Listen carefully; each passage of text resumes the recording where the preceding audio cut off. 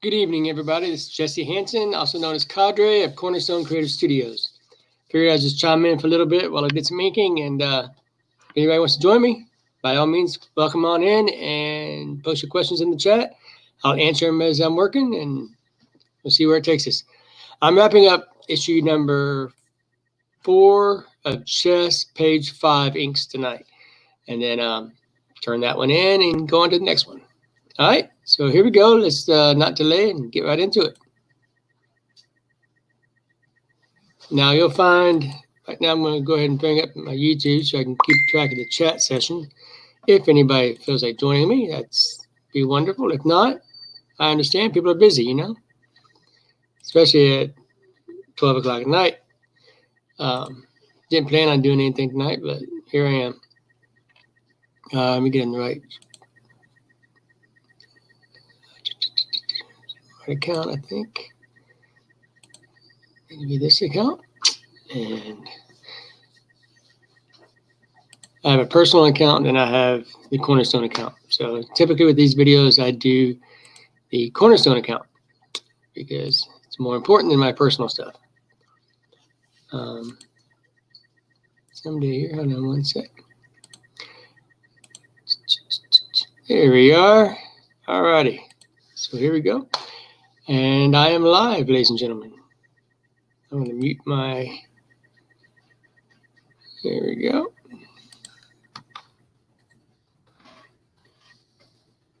All right, here we go.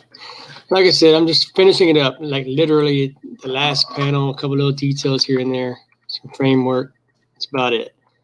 Here, I'll just jump in there real quick.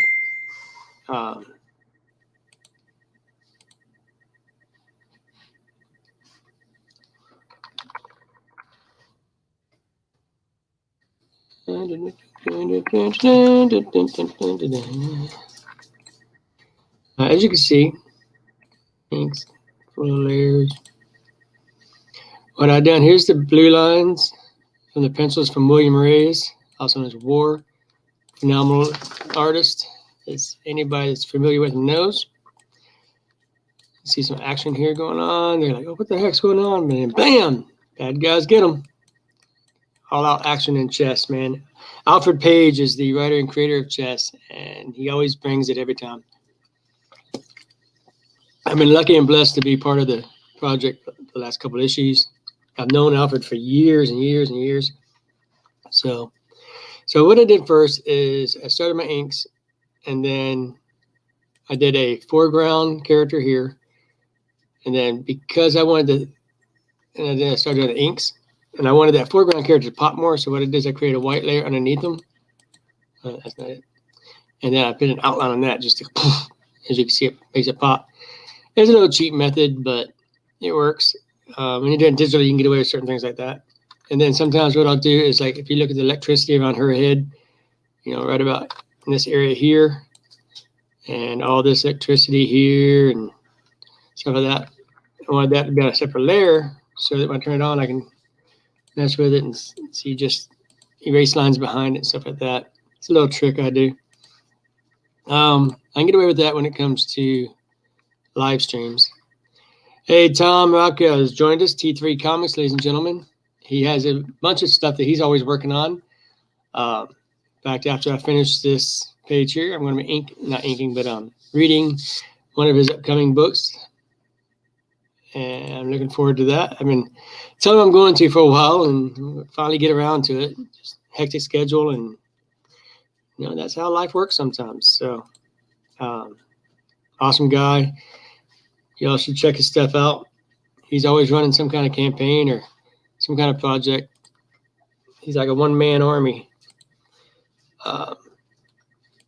So let me see, where am I? Okay, so as I was saying about the pages, I do a lot of the, I wish I could almost do it. Let me see here. See how many undos I really have here. Undo. And not a lot. I typically don't create a lot of undos because it bogs down the memory. So what I'm going to do is I'm going to create a separate layer, monochrome. I do everything monochrome because I'm working in black and white. So why have gray tones? Why have all that stuff? And I am going to create my framework now. My borders and everything, I do that in a separate layer. So if I ever have to undo something, I can. And I guess I don't want an oval, do I? I want a rectangle. So here, I'll block that in. Here we go. Looks like William was a little bit crooked on his borders. So guess what? As an anchor, I guess I'm going to have to fix that. And let's see. Shave a little bit off there. Block that in. Deselect my gaps. Showing you all how I deal with my gutters and frames and stuff. And what I'm doing is right now to deselect, I'm holding my Alt key down, Option, if you're on a Mac. I'm in Manga Studio, mainly because I'm familiar with it rather than using the Clip Studio update I have. I'm old school. It's hard for me to teach an old dog new tricks, that kind of thing. Let's see. Any questions, feel free to chime in. I don't know if anybody's watching. If they are, cool. If not, then I'm sad. Nobody loves me. Just kidding, just kidding. Like I said, this wasn't exactly planned. So, all right. So now what I do is, since I'm on the top layer, I have all my margins selected, all my borders selected. I'll go Selection Inverse, or Control-Shift-I is a hotkey for that. And then I'll select my white, and then I'll fill that white. And what that does is anything that's outside my border area, like for example, let me my top panel, in fact, way up here. See how this right here goes outside my border? Even though I don't mind it, but I feel that it by blocking it out, it will be better in the long run. Trust me, because I'm gonna leave it just like this so everybody, so everybody can see it. Now what I'm gonna do is I'm gonna select my black as opposed to my white, invert it again. So now the opposite part of the page is selected. And I'm going to do my outline selected area. And depending on my resolution I'm working at, or the detail of the page, or sometimes just the border widths, I'll vary my framework. Now this one I'm going to do a 60 pixels, so I'm working at 1200 DPI. And let's see how big it looks. If it's too big, I'll make it smaller. But 60 to 40 is usually a good range at high resolutions. See how that's a little thick, even for my taste. So I will undo that. And I'll go back and do 40 pixels. All right, so see how that looks.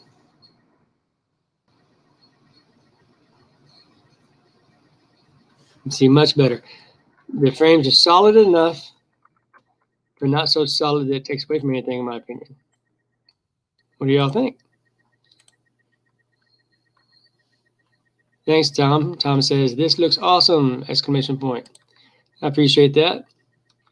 And more importantly, hopefully I can spread a little knowledge along the way. Now, as you can see right here, I got blue, everything's blue line. I have a separate layer down here just for white. What I do is I make a white layer on top of my blue line so that when I click on it, turn it on, it blocks out the blue and see just inks. See? That's my way of going back and forth. Say, okay, did I miss anything? Go back and forth, check. Like for example, I know I missed something because I wasn't there yet before I started this little video. So I kind of skipped a stage. So what I'll do is I'll go back down here because I know I didn't do this area here. Now I have a couple brushes that I can fix this with real quick, but I'm going to do it old school way just to, for this as a little lesson type thing. Go to my inks layer.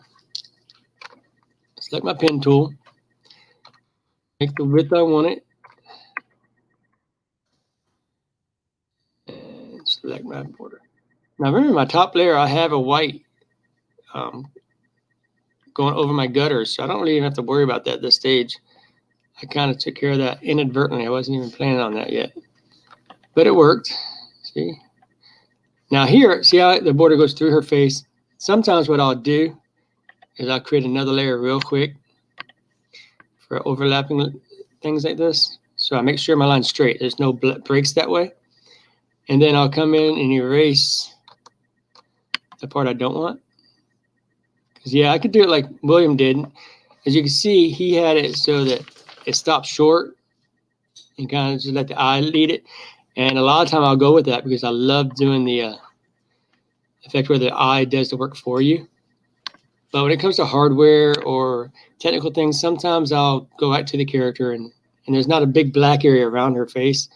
So I don't have to worry about doing a halo or anything like that. Okay, so once I get that in place, I will merge with the lower layer, or you can hit Control E and it drops my layer down over top the layer below it. Merges the two together. All right. So as it saves and does that, because it takes forever, because working at 1200 DPI, my files are usually pretty big, so it uses up a lot of memory. And I do full 11x17 size, 1200 DPI, everything maxed out. It's worth it, I find, in the results. So now I go through and I say, okay, does anything not pop? You know, is there anything that should pop that doesn't? Like I like how this guy here looks right now. He's looking really good. See anybody else that should pop that don't?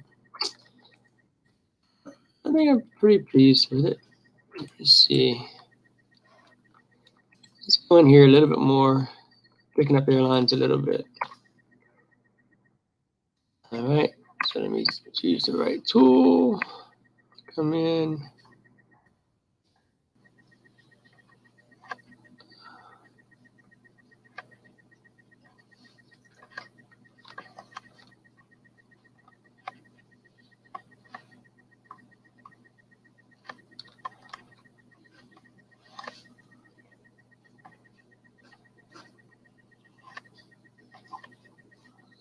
Okay.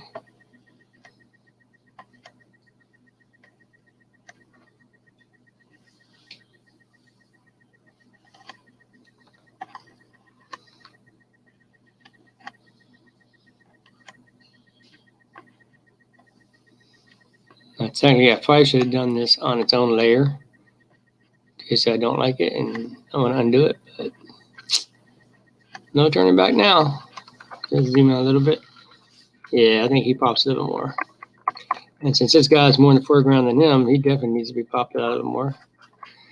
Because typically, even though not exactly in real life, in comics, when you have a foreground character, their contour line's usually thicker than the background.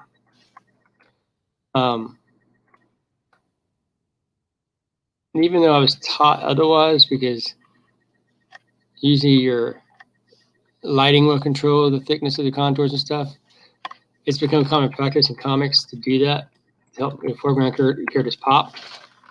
And can't argue with them because it does make things pop better. Let me go back to my YouTube channel real quick, see if anybody's chit-chat with me.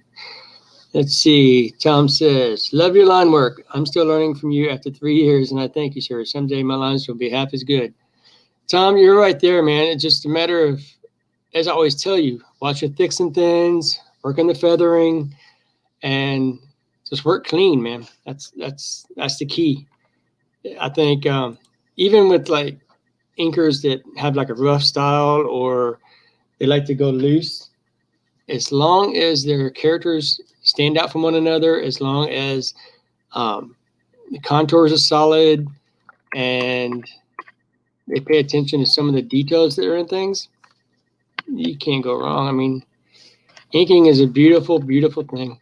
I love to ink. That's all there is to it. All right, so this page is in the bag. I will change my canvas size real quick. And you know what, I'll do that in the final version. So let me save. And what I'm going to do is I'm going to bring up something else I'm working on while I'm here real quick. I got a few things I got to finish up. I don't want to make this too quick of a video. We've only been filming, what, a couple minutes. So I'm going to do a little bit more. And 14 minutes we've been doing this. I'll go for about 20. So I'll work for another 5 minutes or so, and then I'm going to sign off and go read Tom's book and let him know what I think of it. Not that my opinion really matters, but I'm honored that he asked me to do so, just to check it out. I'm sure it's good. Tom, like I said, tries to bring his A game every time he sets up to the table. If you wonder what that sound was, that's me eating Reese's Pieces. So good thing I'm not on camera. Huh. All right. Did it finish shaving yet? Not yet. It's getting there. Starting to file.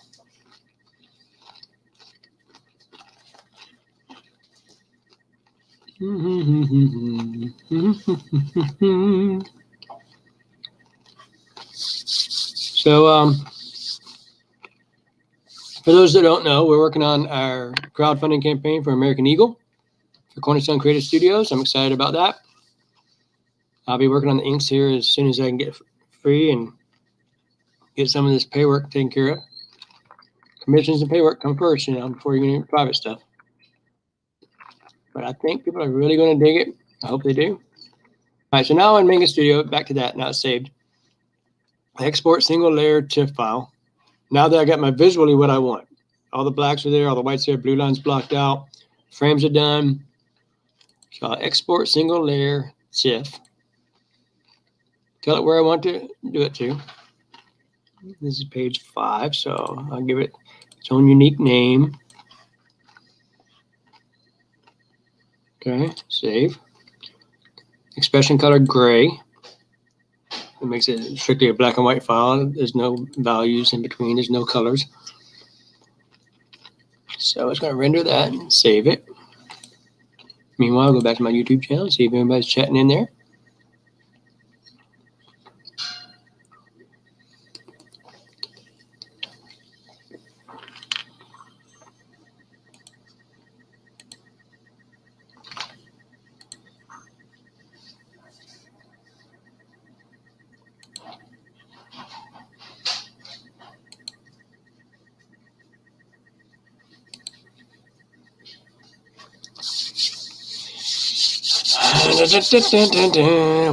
Waiting.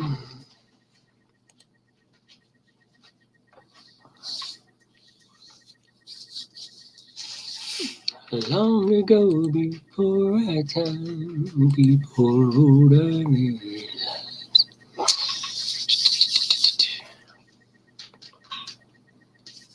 All right, looks like it has finished saving. Yay! So we'll close that out. And what I'm going to do is I'm going to change my screen share over to